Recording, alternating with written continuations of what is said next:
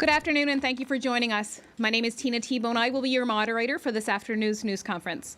Joining us today, the Honourable Stephen McNeil, Premier of the Province of Nova Scotia, and Dr. Robert Strang, Chief Medical Officer of Health for Nova Scotia. Go ahead, Premier. Thank you, Tina. Today we're reporting 2 new cases of COVID-19, one in Central Zone and one in Western Zone. Both cases are close contact to previously reported cases. In total, we have 38 active cases. Our numbers may seem low, but COVID is active in every region of our province. I don't say that to scare you. It's just a reminder that COVID is still lurking, and we have to continue to follow the protocols and the rules that are in place to keep our numbers down. I've been in contact with Eskasoni Chief Leroy Denny as a case was reported in his community this weekend. I want to thank Chief Denny for supporting his community and his leadership role and working with public health to keep people safe. Tomorrow and Wednesday, a pop-up testing site will open in Eskasoni, and anyone in Eskasoni who wants to get a COVID test can. We're also extending our asymptomatic testing across the province, and I want to thank every Nova Scotian who's out there volunteering to get tested. This is an important part of controlling COVID. We should finish our first round of vaccinations this weekend, and we're waiting for the next batch to arrive. Today we announced 4 more vaccine sites, storage sites in the province at regional hospitals from one end of our province to the other. This will enable us to vaccinate frontline healthcare workers throughout Nova Scotia. I know many of you have questions and concerns about the new strain of COVID that appears to be showing up in the United Kingdom. It is concerning, and Dr. Strang will have more details. But I think it's a good reminder for all of us. We are not out of the woods yet. We just need to keep doing what we're doing. Wouldn't you agree, Dr. Strang? Absolutely, Premier. Thank you. Good afternoon, everybody. As the Premier said, we are reporting 2 new cases of COVID-19 today. Both are connected to previous cases. Since October 1st, there have been 358 cases in total, and 320 are now considered resolved. This means we have 38 active cases of COVID-19 across all Nova Scotia Health Authority zones. So all parts of the province have cases close to them. All of this is very encouraging. We reported low numbers of new positive COVID cases for the last several days. Most of the cases are continuing to be connected to either previously known cases or travel outside of Atlantic Canada. And our number of active cases continues to go down. On December 1st, we were reporting an average of 10 new cases a day with many complex investigations and a high number of close contacts. The number of cases is going down, the number of contacts per case is going down, all of which is good news. I think that's testament to that our approach has always been to respond quickly and decisively when it comes to COVID. And that approach has been key to our success in controlling the spread of the virus and will remain our approach. But my public health team, the health system, and I are only one side of the equation. You, Nova Scotians, are the other side. Your willingness to follow COVID protocols and to put your communities first. Today's numbers and the trends we are seeing are a direct result of your hard work. And that, to me, is a great reason to celebrate. Safely and in small numbers. The restrictions that we announced last week came into effect today, and let me just go over those again. We know that at this time of year we gather together. Gathering is an important part of this time of year. To celebrate our faith, to be with loved ones, many that we don't get to see throughout the year, or simply to come together as families and communities for special events. However, with COVID, we know that this virus loves it when we gather together. That's how it spreads. And that's why until January 11th, we need to keep our gatherings small and avoid crowds. It's best to stay close to home as much as possible for the holidays. So if you don't have to travel, please don't. But if you do have to travel within the province, you need to go from point A to point B without making unnecessary stops along the way. And once you get to where you're going, stay there, please. The gathering limit is 10, no matter how many people live in your house and no matter where you live in Nova Scotia. Restaurants and bars in the metro area will stay closed to in-person dining. In other parts of the province, in-person dining can happen, but these places need to stop serving food and drinks by 10 p.m. and be closed to in-person dining by 11. Retail businesses are limited to 25% capacity right across the province. There will be no special or social events, no festivals, and no sports or arts and culture events. I sound like the Grinch, Premier. That's my job at this point, not yours. Weddings, funerals, and faith gatherings can still happen, but in much smaller numbers. For our friends and family members in long-term care, while we cannot allow them to leave their facilities over the holidays because of the risk, we are allowing an additional designated caregiver as well as family visitors.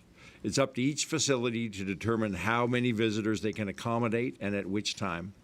And all of them have to follow very careful COVID precautions that are in place for these visits. I understand that applying blanket rules across the province and across everyone's unique situations may seem unfair. I understand that it's hard. The fact is, though, our public health measures are never going to be fair to absolutely everybody all the time. We work hard to do our best to strike the right balance and to keep things as fair as possible for as many as possible. But we know that these measures will always affect some people more or differently than others. I wish it didn't have to be this way, especially during the holidays. But this is how it has to be if we're going to limit the spread of this virus and keep each other safe.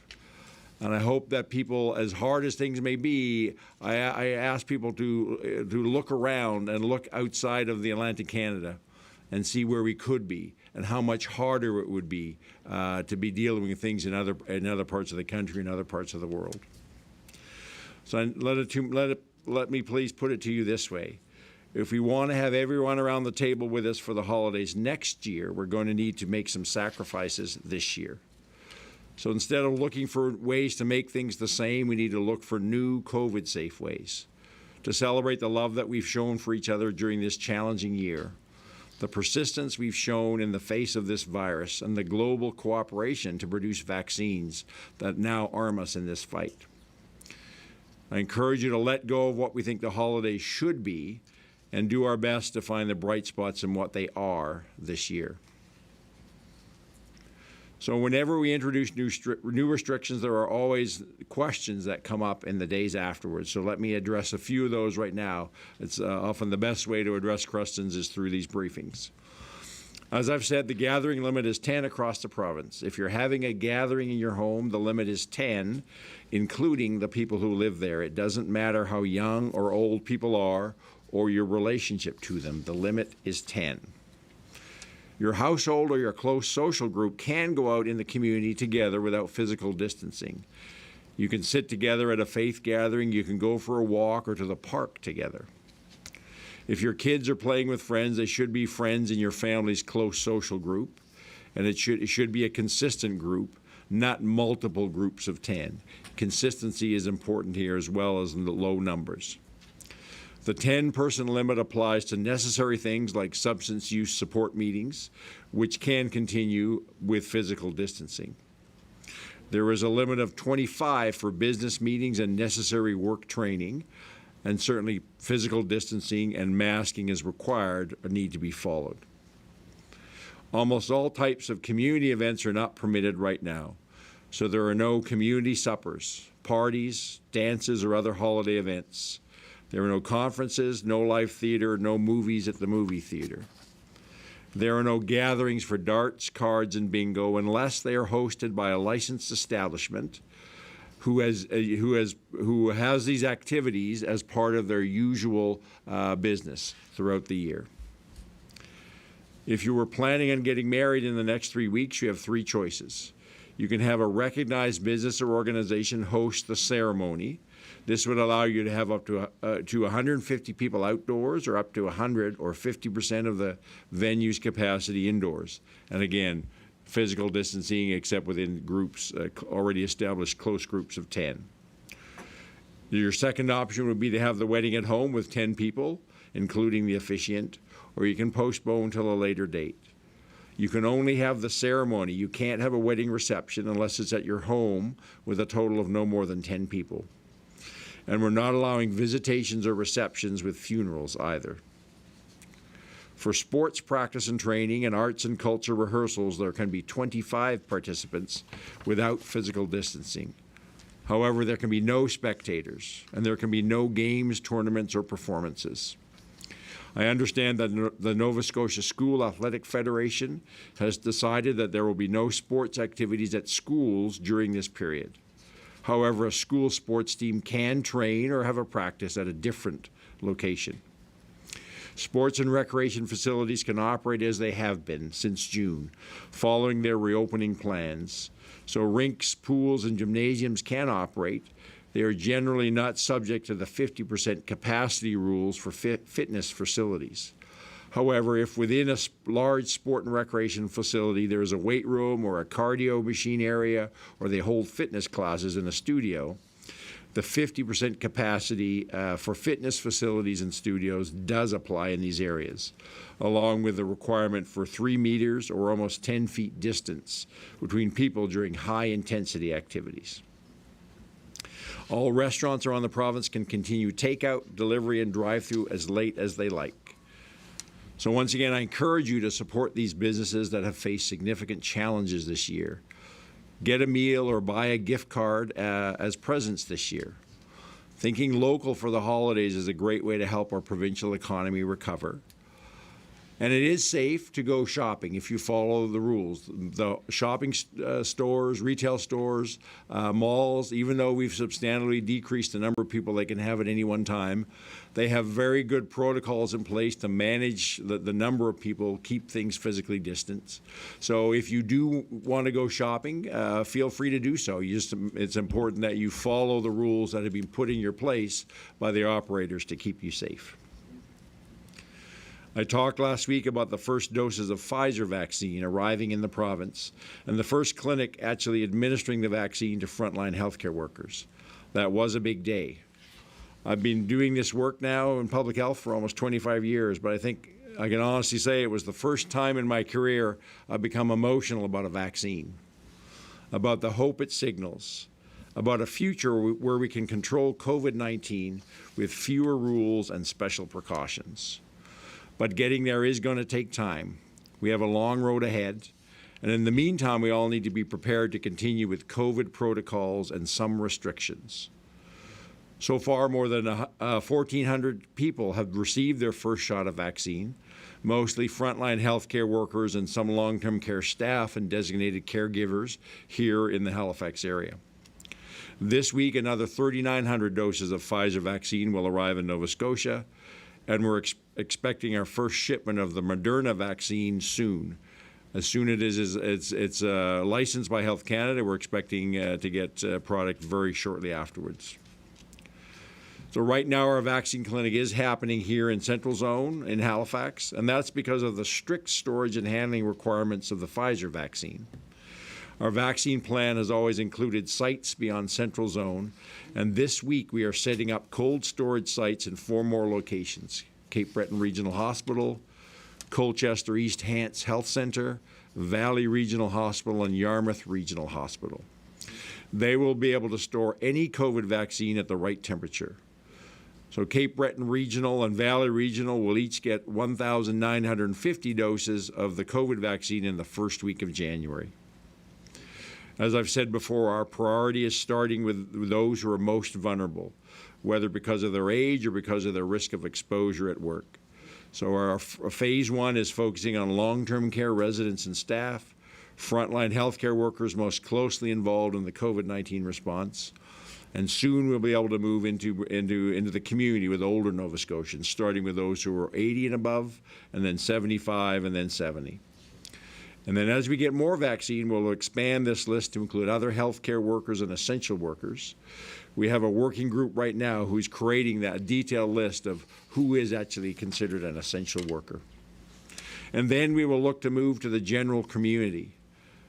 But even as we do that, we will have a focus on prioritization based on age, individual health conditions, and vulnerability within communities based on socioeconomic factors. To help guide this work and the vaccine rollout, we brought together 11 people from the Department of Health and Wellness, Nova Scotia Health Authority, IWK Health Centre, and the Canadian Centre for Vaccinology. The members of this panel are experts in infectious disease, immunology, vaccinology, vaccine safety, allergy and immunology, and public health. And they will provide advice to me and my team, to the Department of Health and Wellness, and to the Premier in the months ahead. This panel is being co-chaired by my colleague and the Deputy Chief MOH, Dr. Watson Creed, and also by Dr. Shelley McNeil, who is an infectious disease specialist and vaccine researcher. We are extremely fortunate to have national experts right here in Halifax, and I want to thank all of them for lending their expertise in this way, knowing how busy and how full their plates are already. So you may have read this weekend or this morning that a new strain of COVID-19 has been found in the United Kingdom, one that seems to be more easily spread from person to person. That's troubling news, but we know that there are many strains of coronavirus, so a new one is not actually unexpected. The federal government has already taken action by closing our national borders to flights from the United Kingdom for the next 3 days. And here in Nova Scotia, we're very much aware of this new strain of coronavirus and are monitoring this along with our federal, provincial, and territorial colleagues. So here's the good news. There is no evidence that this new strain is here in Canada, although our labs, including the one here in Nova Scotia, are working together to monitor for this strain. So far, there's also no evidence that this new strain will have an impact on the ability to test, treat, or vaccinate people against COVID-19. And as we always say, as any new information evolves, we will certainly be sharing that with Nova Scotians. In terms of our testing, we're going to continue to offer asymptomatic testing everywhere in the province throughout the holiday season and into January 2021. And I want to thank the many healthcare workers who are giving up some of their holidays to make sure that you as Nova Scotians can get access to COVID-19 testing, as well as the people working in the labs throughout the holidays. Across the province in all zones, you can now book an appointment online up to 3 days in advance of the test. So you can find more information about how to do that at nshealth.ca/coronavirus testing. And the pop-up testing sites will also continue into the new year for people 16 years and older. So asymptomatic testing remains available to all Nova Scotians without symptoms, but we especially encourage people who have lots of social contacts, who have been to large gatherings recently, or who have plans to visit an elderly relative or someone else at high risk. It's important to remember that if you get even if you're asymptomatic, if you get tested, if the test is negative, you'll get an email or an automated phone call. If you test positive, you'll hear from public health about the next steps. And I know I've talked about some of the limitations of asymptomatic testing, but I need to repeat that again. A negative test is a result of a negative test is a good indication that you're not able to spread the virus at the time of testing, but you still could become infectious even without symptoms a day or two later. So that's why our public health measures are so important that you need to follow them, even as you're getting in the asymptomatic testing and while you're waiting for your test results. And remember, if you're thinking you're going to get a test done before you go, say, make a visit to a long-term care facility, you have to get the test done in advance because it can take up to 42 to 72 hours to get the test result. And even while you're waiting for that result, and even if you're negative, you need to carefully follow the COVID protocols in that time between you getting the test and actually going to make that visit. So let me pause here for a minute, and then I want to talk to the young Nova Scotians, to kids, for a moment before I finish. This is a big week. I know you must be excited. I might be a little closer to Santa's age than you are, but I still get excited around Christmas and Christmas Eve myself. And I've had a lot of questions from kids over the last number of weeks who are worried about what COVID-19 means for the holidays. And the great news is you do not need to worry. The magic of Christmas actually keeps Santa, Mrs. Claus, the elves, and reindeer protected from COVID-19. They can't make you sick, and you can't make them sick.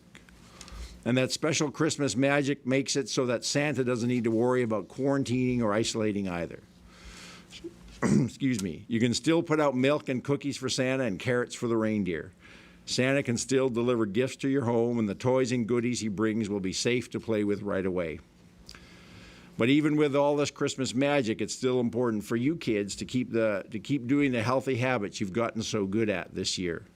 So wash your hands before you put out milk and cookies. And this isn't the year to try to get a peek at Santa. We need to keep our distance from everyone who isn't in our family, including Santa, which means going to bed on time and staying in bed. It's going to be really important. The mums on my communication team put that message in. I know 2020 has been a tough year, and I want to say thank you for being so good at fighting COVID. Even though it's been different at school for everybody, but you've had to stay home more, you've played outside more, you've worn your mask, you've kept your distance, and you've helped your grown-ups stay safe too. So the Premier and I are both very proud of your work this year to keep each other safe, and we thank you. And now I want to finish by thanking the adults too. Despite all the challenges 2020 has laid at our feet, Nova Scotians have remained committed to caring for each other and creating supportive and loving communities. This has not been easy, and many people, many families, many businesses have made huge sacrifices and borne significant impacts. And I want to mention, just a little aside, I want to thank the Nova Scotia Tartan Company, who actually gave me this weekend a matching tie and mask. But I want to mention them because they are a great example of a family home-based business who had to quickly shift their business model in the spring. And even in doing so, they've continued to donate thousands of masks, and they've donated thousands of dollars to local charities. So thank you to Nova Scotia Tartan Company. Even throughout the darkest days, Nova Scotians have stuck together, figuratively, of course, and for this, I am truly grateful.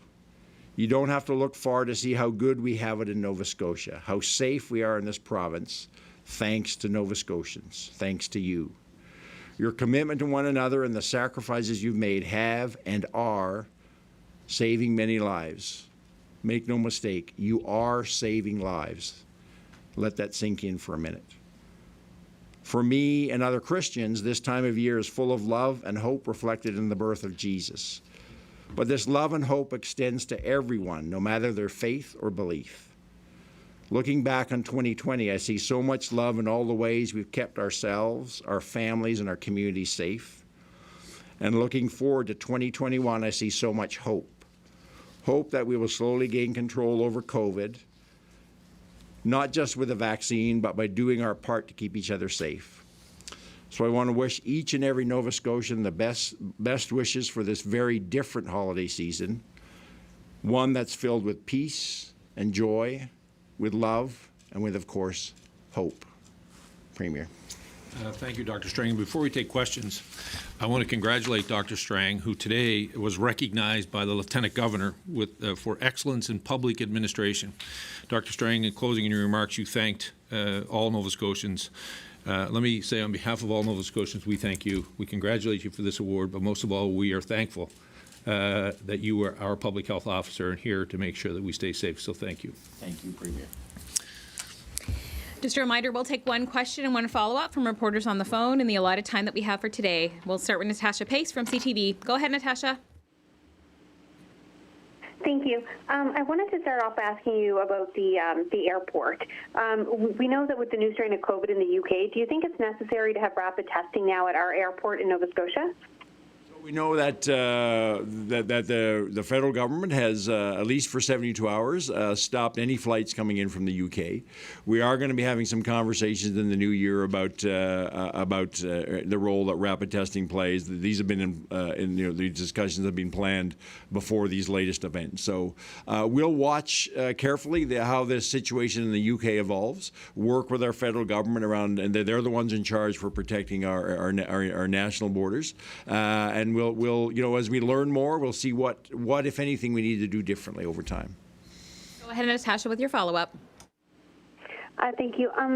Could you also speak about restaurants? I know the new restrictions come into effect today, and I know you spoke about this at length last time when you put these restrictions in place last week, but there are still a lot of restaurant owners and operators who are concerned about the fact that they can't open up for in-person dining in Halifax. What do you say about that? So it's one of the many hard choices we've had to make. We know very much that where we were a month ago, that people socializing and it's not the fault of restaurants or bars. It's just that their business model operates on people getting together, often for a number of hours without masks because they're eating or drinking. They are unfortunately sites where COVID can be easily transmitted. And we always acting on the side of caution. We felt it best, the places that were closed, it was best to keep them closed as we get through the next couple of weeks and see where we are in January. Rather than having them open up and then possibly have to close them down again, that in and of itself, that uncertainty, and in talking with the restaurant sector, opening and closing actually creates more financial hardship because they have to order food, etc., bring staff back, and then they close down again. So in discussion with them, we agreed that in Halifax, the best thing was for the next 3 weeks, as tough as it is, that it was best and the safest approach was to keep restaurants and bars closed for in-house seated service. For the rest of the province, we felt it was necessary to decrease the ability for late night gathering, especially, and so we put those hours restrictions in the other parts of the province. Next, we'll go to Mike Gorman from CBC. Go ahead, Mike.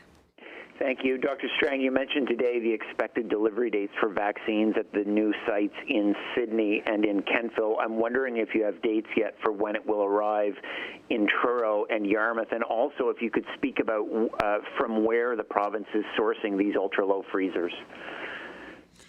So we have certainty on the dates that I've announced. This is a rolling piece, and as we get more vaccine and other pieces fall into place, we'll have be able to give you more certainty.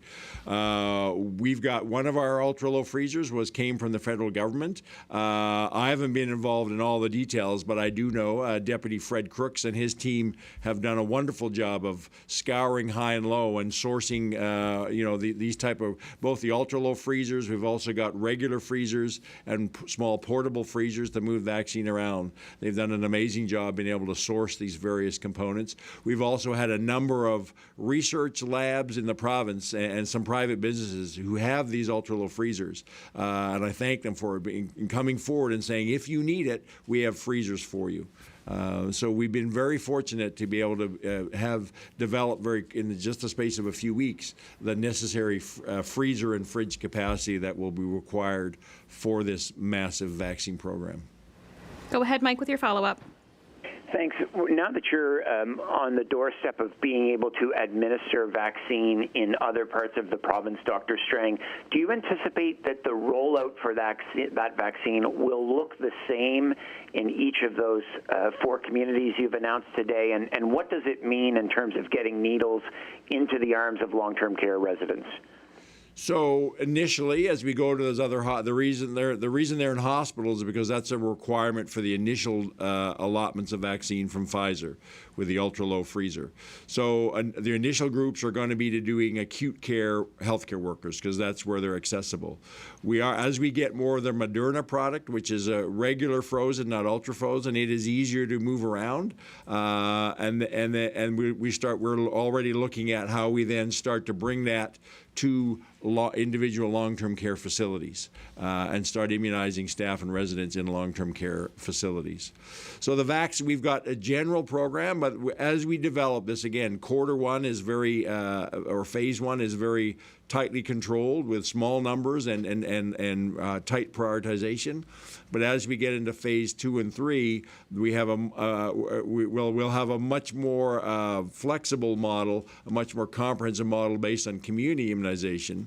We still have a lot of work to do in the new year to figure out all the details on that. Our first focus was to get a program up and going, get the capacity to actually receive vaccine, and then to develop phase 1, and we're in the middle of doing that. We've already started immunizing people.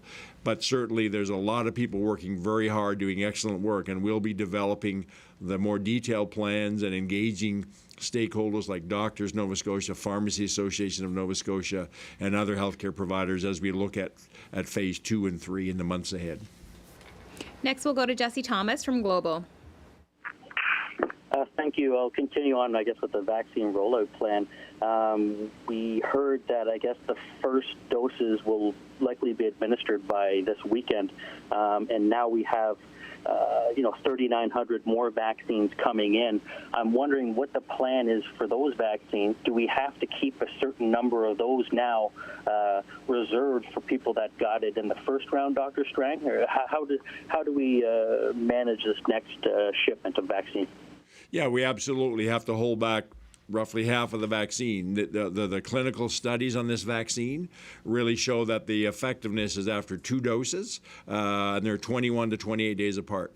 So moving forward now, as we get more vaccine, you're absolutely right. We need to make sure that we're able to bring people back and get them the second dose, because then we know that they have immunity, and then we start to get into second groups. I will say we've already started. We're ahead of target. Our very first target with the first allotments of vaccine was with our acute care healthcare workers. But we've gone through all the ones who are eligible for that dose, and we're starting to reach out already to bring in people from the long-term care unit here in Halifax. So we're moving faster than we even thought. All credit due to the amazing work that there's a huge teams of people, and I have to say they have moved mountains in the last 3 weeks. And Nova Scotians, if they only knew the amount of work and the quality of work that's happened behind the scenes in the last 3 weeks, they would be absolutely astounded and impressed. And the people there are all dedicated to do this for Nova Scotians. Go ahead, Jesse, with your follow-up. Thank you. I guess if we're getting 3,900 this week, I'm just wondering who's next if we've already got all the acute healthcare workers in the central zone. Where's the priority next? So some of these are the ones that now have to be set aside for doses through 20 for the second dose for people. We have to get we have our long-term care units here, and then we hope to be able to relatively soon. We're working on plans about how we actually start to get this vaccine out into communities to get very vulnerable seniors based on their age. More details on that will certainly be coming early in the new year. Next, we'll go to Nabal Snan from the Chronicle Herald. Go ahead. Good afternoon. So today the NSHA announced that people could receive their COVID-19 test results through automated calls. I was wondering if you could tell us more about how that could make the testing process more efficient compared to an email, especially that people may be more likely to miss calls. It's a choice. People can have for a while been able to choose for an email. It's just knowing not everybody wants to get or chooses to get them by email. We wanted to give them another choice because automated, if it's automated, whether it's email or an automated phone call, then allows us to have people who previously were doing the calls have them dealing with other parts of the in public health of our COVID response. So it's all about being as efficient as we can. And we hope Nova Scotians take advantage of either the automated callback or the email. Go ahead with your follow-up. Thank you for that. So we know that there are new visitor restrictions for long-term care facilities as of today. And I believe throughout the pandemic you've mentioned that it's up to the facility to decide the best way to implement restrictions. So can you explain a little more about what could go into these decisions and how the way these restrictions are implemented could differ? So what we've done is we've said recognizing the importance of family visitation for overall health, for the mental health and well-being of residents, but knowing that needs to be done in a very controlled and COVID-safe way. So we've increased the number of designated caregivers from 1 to 2. Family or other people can visit, but it's the facility who has to figure out, because everybody has to be screened. They have to, they need to have some level of support by long-term care staff. So it very much depends on the staffing that's available. We've heard from some facilities that over, say Christmas Day, Boxing Day, when they have fewer staff available, they may not be able to have visitors. So it's a detail that is at the operational level of the facility that they can juggle the requirements of supporting visitors, making sure that they're doing it in a COVID-safe manner, with all the other work that has to happen on an ongoing basis in a long-term care facility. So that's why we've been very clear. We've given permission, but ultimately the decision on who, how many, and when, it has to rest with each individual facility to work that out with their staff, with the families. Next, we'll go to Lindsay Armstrong from All Nova Scotia. Go ahead, Lindsay. Thank you. Dr. Strang, it's excellent to know that we're ahead of schedule in the province and that we're starting to vaccinate long-term care staff in Halifax. Based on the Pfizer delivery numbers, I'm wondering how long you think it will take to vaccinate all of our acute healthcare workers. So I'm not going to speculate. I mean, I don't think there's a team that's working on that. I don't think they've got a firm timeline. There's a lot of things weather-related, how challenges in getting people with travel as we move the vaccine out further across the province. There become other logistical challenges. We'll have to go week by week, but we're certainly looking at phase 1, which is really the first 12 weeks of 2021 when we do those top priority groups. Go ahead, Lindsay, with your follow-up. Thank you for that. In response to Mike Gorman's question, I believe you mentioned that smaller freezers would be used in transportation. I'm wondering if you can tell us more about the process of actually moving these vaccines and how these vaccines will be transported to these 4 centers. So the initial vaccines are actually being delivered directly by the manufacturer with a third-party company who's experienced and has the ability to transport them safely. So unlike other vaccines, which come to our central biodepot and then get distributed, these ultra-frozen products, as well as the Moderna, are going to be delivered directly to those regional centers. That's one of the reasons we're working now and communicating that. We've had to develop that capacity so the federal government in their contractual arrangements with these companies, every province and territory has to identify these delivery sites so it's direct delivery from the manufacturer to our regional centers. Next, we'll go to Tim Bousquet from the Halifax Examiner. Go ahead, Tim. Hi, Dr. Strang. Eden Valley has a statement on their website saying they're opening 4 days before the extended 14-day closure order. I assume that you gave them permission to that. Can you speak to that? How many? Well, first of all, why you did it? How many employees will be in the plant? And if anyone in the larger community, any of those close contacts from the western region, are connected back to Eden Valley? So we worked very closely this last week with Eden Valley. I was directly involved in my team with them. We've developed a protocol. This is all based on making sure that we've taken the workers that they need. I believe there's about 30 or 40 of them. I may be a little bit off there. We're the ones who are identified at the very lowest risk of being exposed initially. They've all been tested and tested negative. Every day they have to stay isolated except when they come to work until they're finished their 14 days. Every day they come, they have to go through a detailed symptom screening, and we've enhanced working with the company, and we've enhanced their COVID protocols within the plant. So we're very comfortable that this is a very low-risk environment.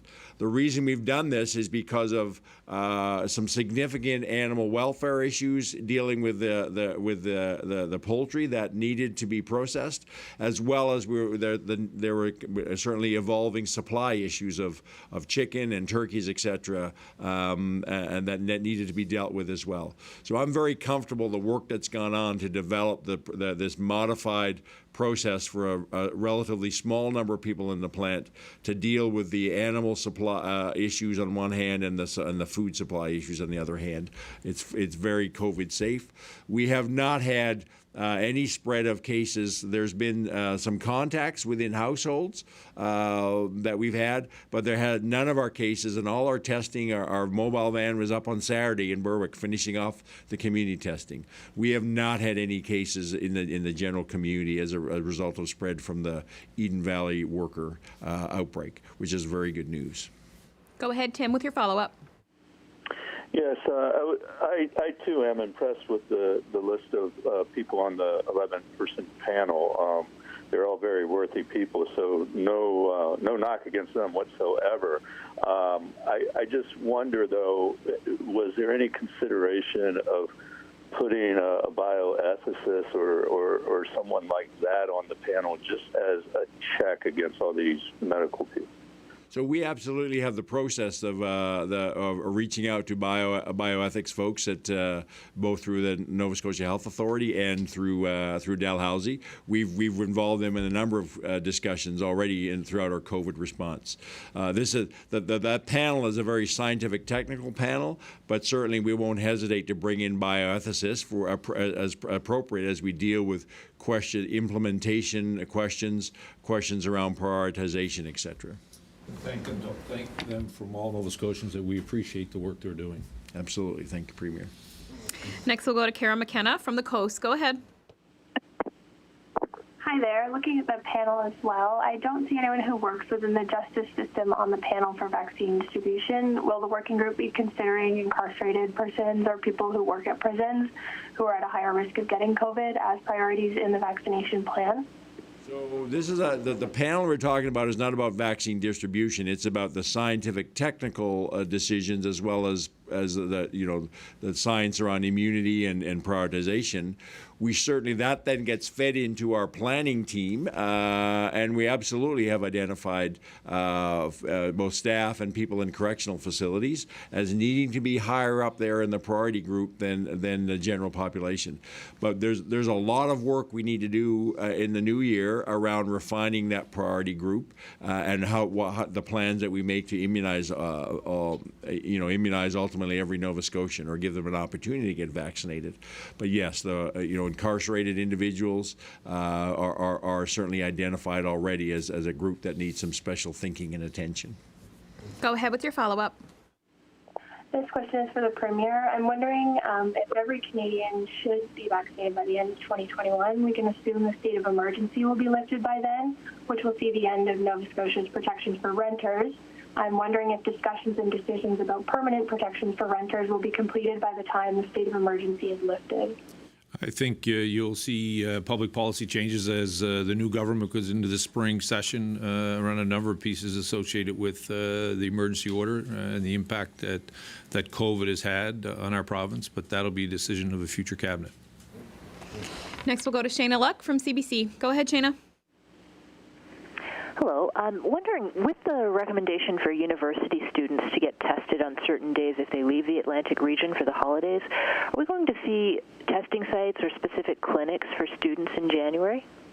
So our plan is for we're talking with universities. So any student who travels outside of the Atlantic Canada has to quarantine for 14 days. We'll be working to make sure they have access to testing between days 6 and 8 of their quarantine. That testing will be done through existing primary access centers. So there already is an access center in Wolfville. There's an assessment center, a primary assessment center in Antigonish. There's one in Sydney that we're making arrangements for transportation of students from CBU to that site. Certainly in Halifax, there's 2 or 3 assessment centers in close proximity for university students.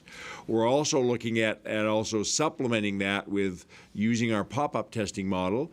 Still have to finalize this and work out the details, but we're looking at the concept of using that pop-up sites around the time when the majority of students would be finishing their 14-day quarantine as just another opportunity for testing for them and other people in the community. So you can expect more details of that as we develop that again in the new year.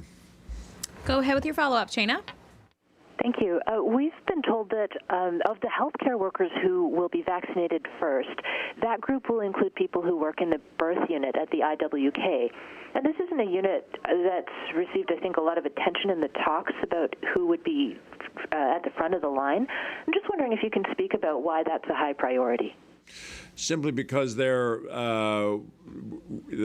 was a COVID case with a woman during labor and delivery, there is certainly the potential for lots of exposure, and also you're worried about the health of a very newborn with a very young developing immune system. So the numbers there were small. Certainly, risk is high, so it makes absolute sense to include them as among the first that we would include in our immunization. And that's all the time we have today. Go ahead, Premier. Thank you, Tina. This is the last time Dr. Strang and I will see you before Christmas, we hope. I know Christmas will look very different for all of us. Based on some feedback that we're getting, Christmas dinner is causing some anxiety for some of us with big families. The limit of 10 per household is too small, and I know you're struggling to figure out how to make dinner work. I'm sorry for the gathering limits and difficult to manage, but Dr. Strang has said 10 is 10. The fact that we can gather at all is a blessing. Look at what's happening in other parts of our country. That is because of your hard work and the commitment to following the protocols in this province that we've had any resemblance of a Christmas. So rather than thinking about what we don't have or what we can't do, maybe this is a Christmas to focus on the moment and find creative ways to celebrate. This Christmas should look different. We still have COVID, but we're managing to contain the virus. Let's not stop now. Let's celebrate each other, even if it's from a distance. And most of all, take a moment to think about those who've lost a loved one, those without family, those less fortunate. Christmas can really be a hard time on some people. Let's not make it harder on each other. Let's remind ourselves of what Christmas is supposed to be, a time to spread love and cheer. So let's do that, close to home or virtually. Dr. Strang and I will be back on the 29th of December. Merry Christmas to all of you. Merry Christmas.